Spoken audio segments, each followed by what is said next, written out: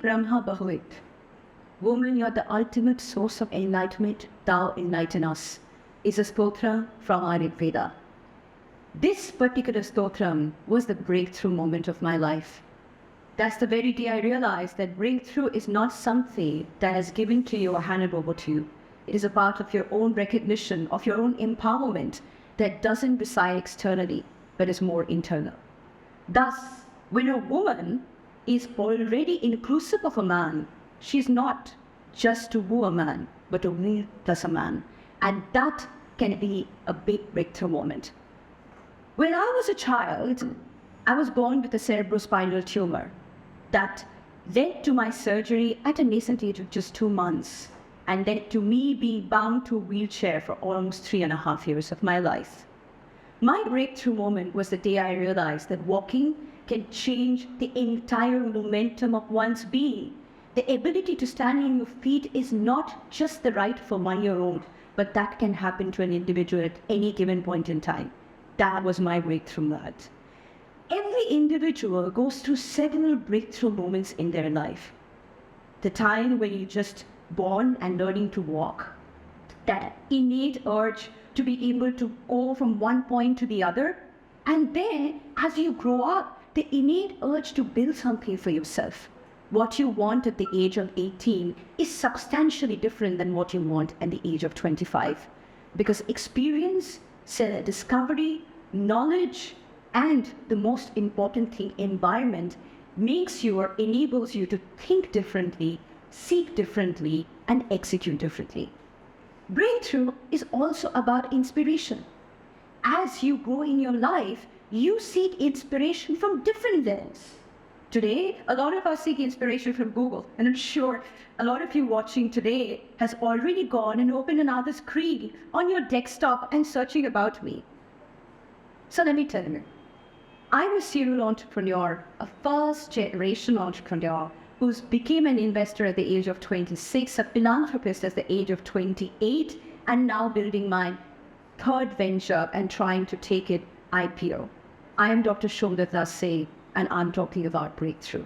Breakthrough at different stages in your life, where not only can it change the very momentum of your being, but also help you discover yourself better and appreciate the small learnings that look like challenges, but the adversities actually are nothing but opportunities.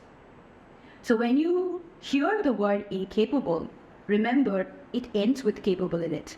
When you hear the word impossible, remember it says I am possible in it. That's a breakthrough moment. But my breakthrough moment was not just at 26 when I sold my first company, or at 27 when I became a philanthropist, or at 35 when I started my third venture.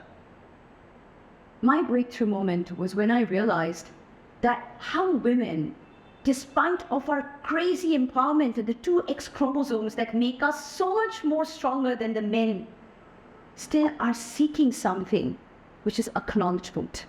Still are seeking something which is so external that stops us from attaining our true potential. And if you look at these facts, it will give you a good idea what this breakthrough that I'm talking about. Can you think about it? That in the top 30 billionaires in the world, there are only 2 women, and those 2 actually inherited their fortune, not created it. If you see from the statistics, there's only 2% women entrepreneurs that get funded globally. I'm lucky that I am one of those 2% when I raised my Series A for my company last year. But how sad it is that we are so underrepresented, and yet we build the most profitable companies in the world. When somebody asks me, why are women not good with finances? My answer is very simple. How is it that women are not good with finances, yet women run the top and the biggest banks in the world? From SBI to a HDFC to an Axis Bank, everything is headed by a woman. Yet we are talked about and question whether we are not good with money. When the question of funding comes in and an investor evaluates you, thinking you will get married, have children, and the focus of on your company will slowly start diminishing, without realizing that If we can actually anchor so many different things, and if God himself or herself has given us the power to procreate, then we can do 100 things at the same time with equal ease. Yet, we are underrepresented, underfunded, under-collaborated with. And if you think about the number of companies that are led by women that have gone IPO in this world, can you even take a guess? Any numbers? 22. In all the existence that we've had for this long, 22 is the number. So when I got an opportunity, I thought, you know what? I made my money when I sold my first company, my second venture. Do I still have to hustle? Do I still have to wake up every day and work for 12 hours and create this company that I feel can go IPO? The answer that would come back, the breakthrough moment for me was that, can I be the first Asian woman, the youngest Asian woman to ring the bell at one of the global stock exchanges and change the dynamics for all those middle-class women in India who come from a family of doctors, have never become an entrepreneur, and can push their boundaries and break the glass ceilings and think, if she can do it, despite all her challenges, so can we. That's my breakthrough moment. Why am I talking about high risk, high reward? Have you ever thought, without taking risks, the reward can be fantastic? When somebody buys a lottery ticket, he's taking a risk. He's thinking, you know what, my fortune can change, but he's taking a risk and taking it constantly. One fine day, he may or may not win it, but he's actually taking the risk. Somebody who's investing in stock markets is taking a risk. They're constantly investing without knowing what economic turmoil or policy change or change in the government can impact the stocks, or maybe an uncovered truth hidden under the company gonna become explosive and you're gonna lose all your money overnight. But yet they take risk. So if you see the list of these billionaires, and why I have highlighted specifically entrepreneurs, is because the ones that have actually become billionaires are not lawyers or doctors or engineers. They're all entrepreneurs. That's the segment I belong to. Even if I'm underrepresented, I hustle every day because this is the segment that actually builds legacy. This is a segment that actually not just creates jobs for others, but creates opportunities that stays a lifetime and continues to provide and support an economy. Some of these companies, their total turnover or market cap is equal to the GDP of certain countries. That's the power of entrepreneurship. That is breakthrough. But why this breakthrough requires such amount of risk tenacity is because it's unprecedented opportunities, yet unprecedented challenges. It is about introspection and perspective, right? Everything in life is. It's all about perspective. Either you see it as adversity or you see it as opportunity. But the moment you see it as opportunity, it starts multiplying. And the multiplication effect is so high that it ends up not only creating billionaires and legacies and fortunes and economic upheavals, but it also creates something which is monumental. Foundation of things that can change life forever. Impact. 6 months back, none of us were talking about ChatGPT. 6 months back, we still needed a writer to write your resume. Now, all you have to do is go to ChatGPT or GPT-4, put in a question and spews out answers of written collaterals that you can not only use to launch a company, but sometimes create marketing collaterals, create PR releases, and much more.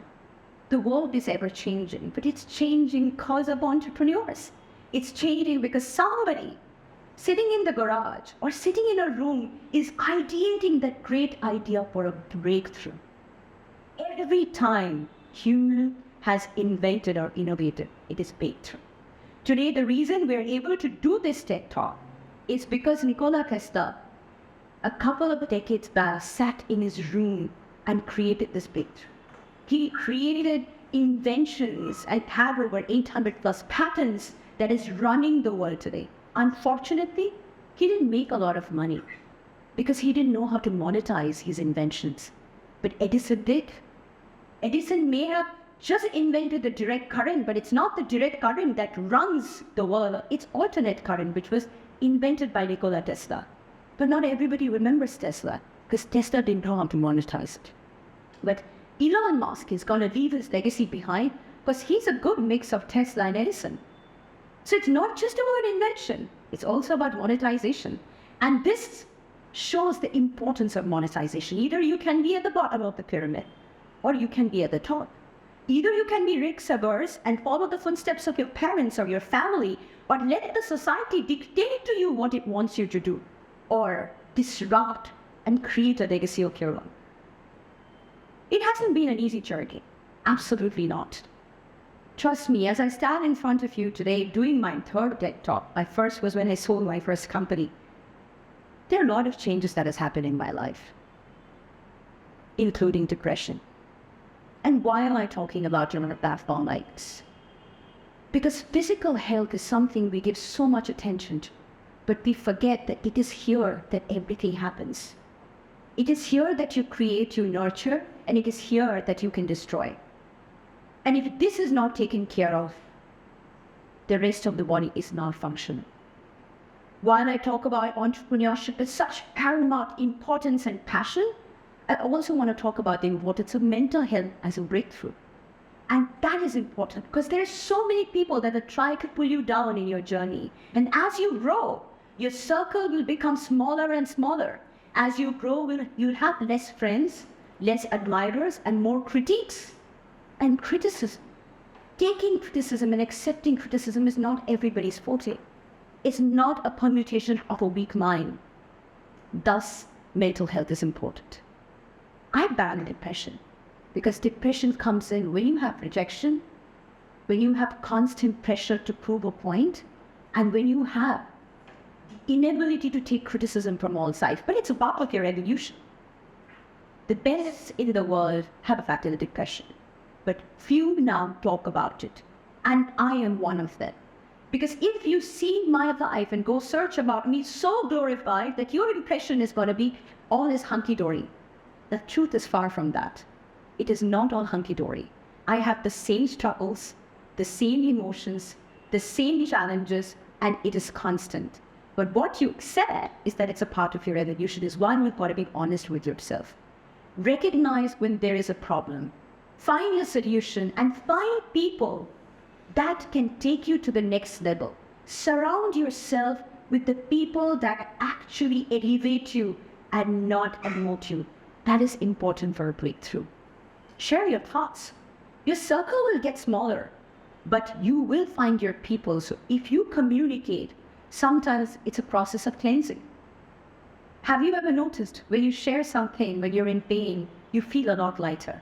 Or that little sprite of pride, just, let it go.